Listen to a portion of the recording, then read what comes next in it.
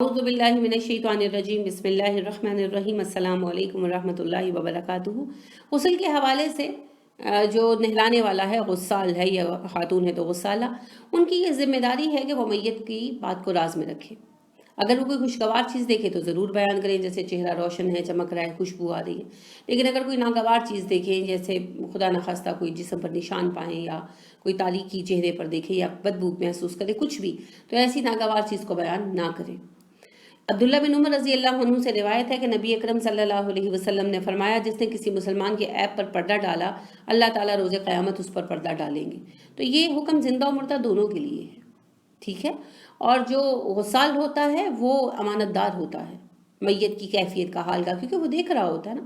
لہٰذا رسول اکرم صلی اللہ علیہ وسلم نے ارشاد فرمایا، جو کسی میت کو غسل دے اور کوئی قابل اعتراض چیز دیکھ کر اس پر پردہ ڈالے رکھے تو قیامت کے دن اللہ اس کے گناہوں پر پردہ ڈال دیں گے۔ لہٰذا اگر کوئی قابل نفرت چیز ہو، ناپسندیدہ چیز ہو، بری چیز ہو، جس سے خدا نخواستہ عذاب کا تصور آ رہا ہو، تو اس کو بیان کرنا نہیں چاہیے۔ اگر کوئی اچھی چیز دیکھے تو اس کو بیان کریں، ٹھیک ہے۔ اسی طرح میت کی کوئی کیفیت دیکھنا، یعنی جیسے کسی نے بال صاف نہیں کیے ہوئے، جو پیوبک ہیئر ہیں، تو میں نے خاص طور پر غسالہ عورتوں میں جو پیشہ ور ہوتی ہیں چیز بہت دیکھی ہے، تو یہ بالکل بیکار بات ہے۔ یہیں پر یہ مسئلہ بھی سمجھ لیجئے کہ پیوبک ہیئر صاف نہیں کیے جا سکتے، ٹھیک ہے۔ میت جس حال میں ہوتی ہے اسی میں دفن کی جاتی ہے۔ البتہ خط نہ بنا ہو تو مستحب ہے کہ بنایا جا سکتا ہے، مستحب ہے، ٹھیک ہے۔ اس پہ کافی تفصیلی بحث ہے، اگر میں اس پہ پڑھ جاؤں گی تو آپ کنفیوز ہو جائیں گے، لیکن میں صرف آپ کو اس کا حاصل بحث بتاتی ہوں کہ مستحب امر یہ ہے، یعنی اگر آپ چاہیں تو کر سکتے ہیں، کرنا جو ہے وہ فرائض میں شامل نہیں ہے، کہ آپ ناخن کاٹ سکتے ہیں میت کے یا پھر اس کا خط بنا سکتے ہیں۔ لیکن جو پیوبک ہیئر ہیں، جو زیر ناف بال ہیں اور جو بازوؤں کے بال ہیں، ان کو صاف کرنا حرام ہے، منع ہے، ممنوع ہے، اس کی اجازت نہیں ہے۔ اور غسالہ عورتیں اس قسم کے افعال بہت کرتی ہیں، یہ قطعی غیر ضروری ہے اور اس میں بہت بے حیائی کی بات بھی ہے، ٹھیک ہے۔ تو ایک تو میت کو اصل میں تو ویسے ہی دفن کرنا چاہیے جس حالت میں وہ ہوتی ہے، صرف ہم اس کے نہلانے کے مجاز ہیں۔ لیکن اگر بہت کرنا ہے تو اس کے یعنی کہ خط بنا دیا جاتا ہے، اس کی مونچھیں جیسے اگر منہ میں آ رہی ہیں تو مونچھیں کاٹی جا سکتی ہیں، اس کی اجازت دی ہے علماء نے۔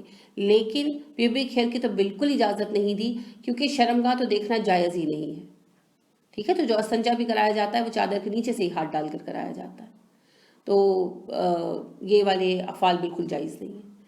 اور ہمارے یہ جو غسل کرانے والی عورتیں آتی ہیں، یہ اس قسم کے فعل بہت کرتی ہیں، تو یہ قطعی ناجائز ہے، ان کو سختی سے اس بات سے روکنا چاہیے۔ دوسری بات یہ ہے کہ وہ پھر اس قسم کی باتیں محفل میں آ کر بیان بھی کرتی ہے تو ان کو ڈانٹنا چاہیے، ڈپٹنا چاہیے، کیونکہ جو نہلانے والا ہوتا ہے وہ ایک طرح کا امانت دار ہوتا ہے، اس کے ذمے امانت ہوتی ہے۔ اچھی بات بیان کریں اور بیکار باتیں نہ کریں۔ کوئی اچھی بات دیکھے تو بیان کریں، اگر اچھی بات نہیں دیکھی تو چپ رہیں، جھوٹی اچھی باتیں بھی بیان کرنے کی ضرورت نہیں ہے۔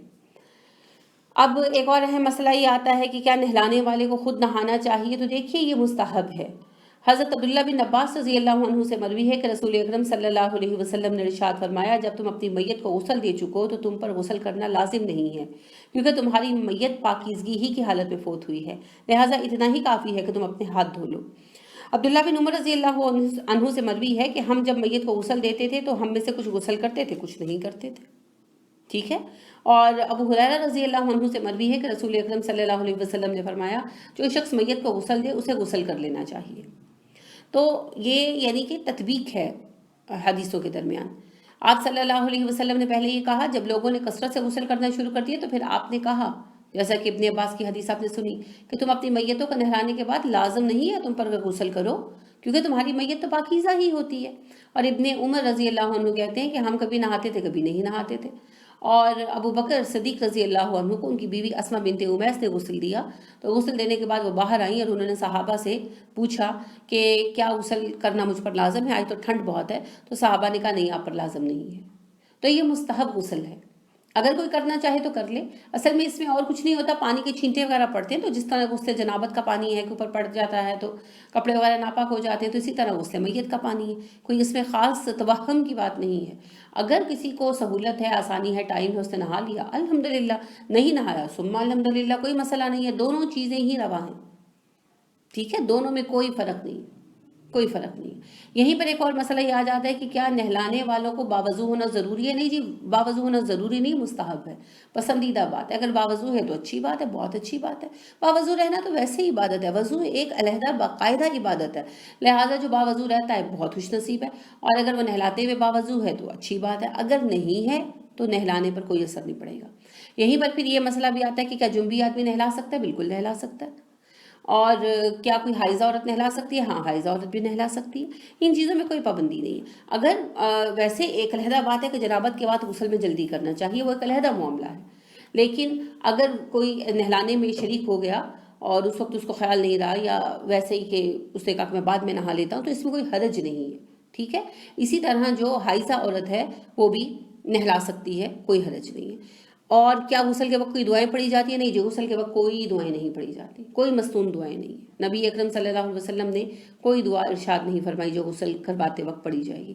ہاں ویسے آپ عادتاً ذکر کر رہے ہیں کوئی اللہ کا، جیسے الحمدللہ آپ کو عادت ہے، بہت اچھی بات ہے، وہ کرتے رہیں، ممنوع بھی نہیں ہے۔ اگر آپ مغفرت کی دعا کر رہے ہیں، جیسے میت کے وفات پاتے ہی مغفرت کی دعا شروع کر دینی چاہیے، تو آپ پڑھ رہے ہیں، اب آپ کی زبان پہ چلی ہوئی ہے، آپ نہلاتے ہوئے پڑھ رہے ہیں، تو کوئی حرج نہیں، آپ پڑھ سکتے ہیں، لیکن باقاعدہ کوئی دعا نہیں ہے جو آپ پڑھیں، ٹھیک ہے، کوئی اس کی باقاعدہ دعا نہیں ہے۔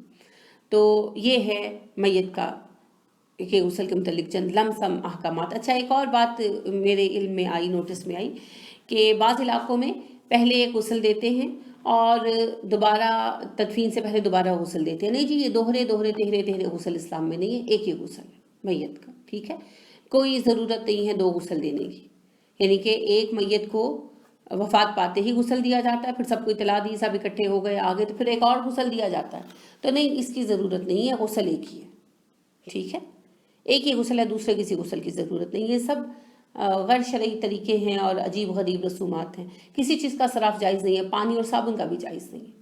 اور یہ جو کہ مرنے والے کے نہلانے کے دوران جو چیزیں استعمال ہوئی تھی وہ پھینک دی جاتی ہیں، یہ بھی غلط بات ہے، اس کی کوئی ضرورت نہیں۔ جو استعمال کے قابل چیزیں سب استعمال کریں، جیسے صابن ہے، تولیہ ہے، شیمپو ہے، سب کچھ استعمال کریں، کسی چیز کو پھینکنے کی ضرورت نہیں ہے۔